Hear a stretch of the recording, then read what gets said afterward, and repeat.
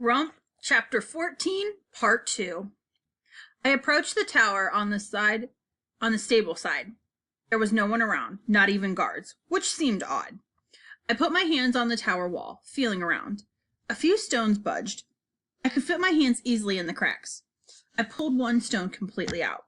You'd think someone as rich as King Barf would keep his castle in better repair. There were so many holes and loose stones. But I suppose King Barf didn't worry much about the outside of his castle.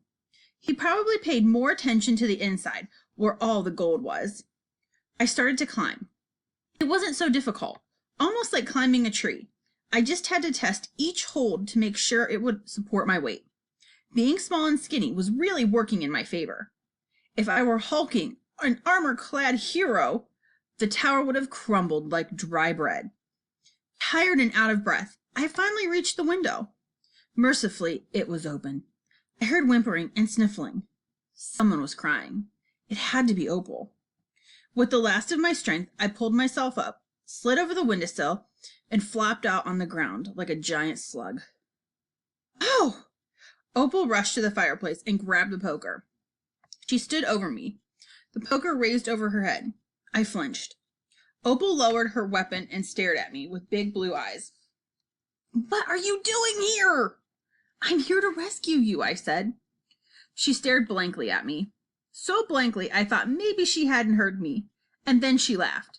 She laughed and laughed, high and shrill. And finally she snorted. "Aren't you the one called Butt?" It wasn't exactly the heroic welcome I'd hoped for. "Rump," I said. "They call me Rump." "Rump," she said, holding back a laugh. "Rump, my hero." Then she burst into more laughter. She leaned over, holding her stomach. She hee-heed and ha-ha-ha'd and giggle-gaggled and fell into the straw, rolling in it like one of her brothers. And then suddenly she was crying. Not just whimper, whimper, sniffle, sniffle crying. Her whole body heaved with sobs and snot ran down her face, and she didn't even bother to wipe it off. "Help me, you?" she sobbed. "I'm supposed to turn all this straw into gold because my father told the king I could." I was getting nervous about all the noise she was making. What if someone came into the room to see if she was all right? Opal sobbed again. "Why did you do that?" "Because I can spin the straw into gold," I said. "Your father knows I can. I think that's why he told the king. He didn't think he would take you away. He thought the king would just ask for more gold." Opal stopped crying and wiped the snot from her nose on her sleeve. The gold? You can spin gold?" I was surprised that she was so surprised. Had she never seen the gold before? Hadn't she wondered what I'd been trading food for all these months? "Yes, I can spin the gold." Opal wrinkled her nose as if I smelled rancid. "Prove it. Spin all that gold." She pointed to the heaping straw pile in the corner. It was more than I had ever spun at once, maybe 3 or 4 mattresses full. In front of it was a spinning wheel, big and shiny, the wood freshly carved and polished. "Well," said Opal. She tapped her foot impatiently. "What are you waiting for?" She didn't look so sweet or innocent anymore. I sat down at the wheel and took a few straws in my hand. I could see things through Opal's eyes now. How ridiculous this seemed. Me spin straw into gold? How could a small, foolish boy possibly do such a thing? I had thought myself a great hero, but now I saw how silly I looked. With shaking hands, I fed the straw through the wheel and spun, holding my breath, ready for it to break and fall to the ground, just to mock me. Whir, whir, whir. Gold wrapped onto the bobbin. I released my breath. Opal gasped and clasped her hands to her mouth. Her eyes shone the same greedy gleam I knew so well from the miller.